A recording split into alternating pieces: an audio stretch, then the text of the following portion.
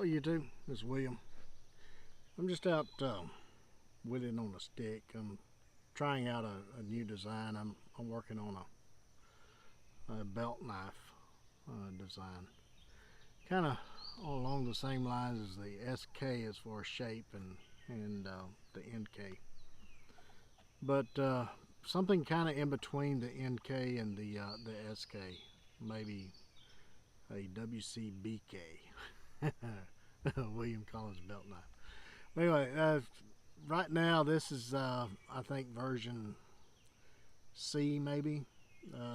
This is the one that I'm really thoroughly impressed with. It has a Scandi that goes into a very high blended saber. It's kind of hard to see, but it's almost a full flat because it comes into here. Then you can see the distal taper. I don't know if you can see that or not. I get the camera just right. It goes to a very fine tip. So it does the slicing and camp chores and kitchen prep and things like that very nicely. But this is the one I've used the most. See, it has a C on the back. And I just, it always come back. I've had D and E versions, but the C, I don't know what it is about a C, but it seems like all of my designs come back to the C. The C is usually where I get the third revision to get it kind of dialed into what I'm looking for. But that curve, you know, you always talk about the chest lever cuts. I don't know if I can get it in the camera. I'm using a different camera, so let me see if I can adjust this a little bit. When you're doing chest lever cuts, you know, everybody wants to use a straight knife and you have to angle it and it's just awkward. But if you have a curve, that kukri sweep, I love that kukri sweep. When you're on a chest lever, see how it leads you into what you're cutting? So you can just hog off a lot of wood because it holds it against that angle there. So it's just another benefit of that kukri sweep. But anyway, it just feels good in the hand. I mean, it's just a great little knife. I thought maybe I'd just kind of give you guys kind of an update that I haven't gone away as far as new designs. I've got a couple of new designs that I'm working on. This one is going to be taken to Blade. I'll have it at Blade. If you're at Blade and want to see it, then I'll have it with me there. It's going to Blackie and Dan's going to be at Blade. So I've been talking to them on the video chats and stuff about it, but they're going to actually get to touch it and smell it and feel it at Blade. Probably get to whittle on the stick a little bit with it. But anyway, I hope you guys have a chance to come out to Blade and see us there. It's going to be a lot of fun. It really is. It's going to be.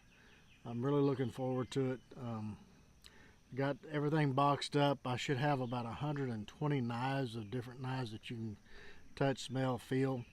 There's going to be an Alaskan Scout there. I won't sell it, but it will be one there if you want to touch it and feel it before you buy one from Great Northern Knives. So there will be one there that you can actually look at and feel. It's about a 1/4 inch shorter than what the standard models are, but you can at least feel how the handle is and the balance and everything. It's very close. 1/4 inch in the knife world is, you know, some people think it's a lot, but it really is not when it comes to weight and balance. So they'll have one of those there, maybe a few prototypes there that's not going to be sold, such as this one here. You see the shadow stamp on there. It's a test model. This one will be there. There will be a prototype of the Nessie. That will be there if you want to look at that and see what is possibly coming on that.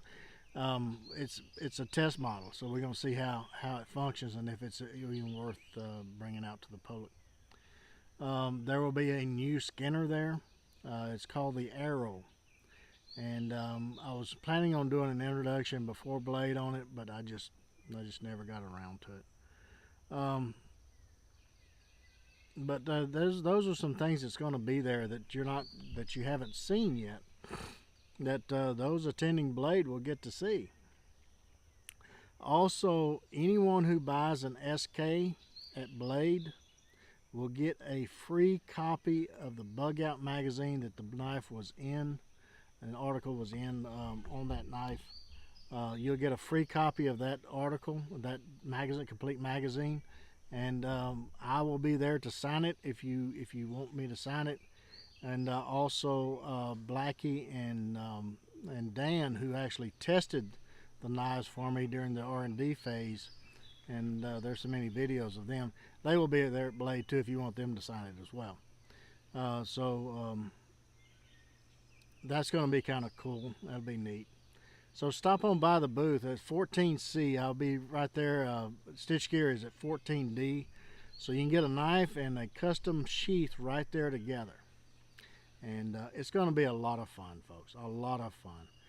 There may be a surprise or two out there as well at Blade, and we'll see how that goes. But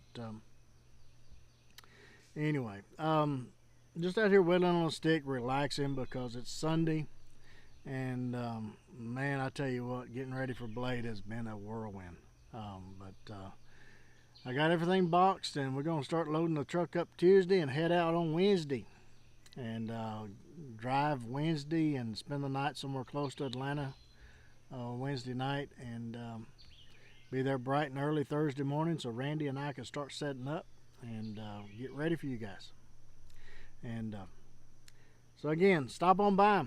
There will be plenty of people there to help you out and let you touch, feel, smell, taste, and handle a few knives. And there's going to be a good selection there to choose from and purchase directly from me. So,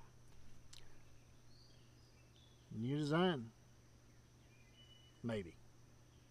Still looking at it.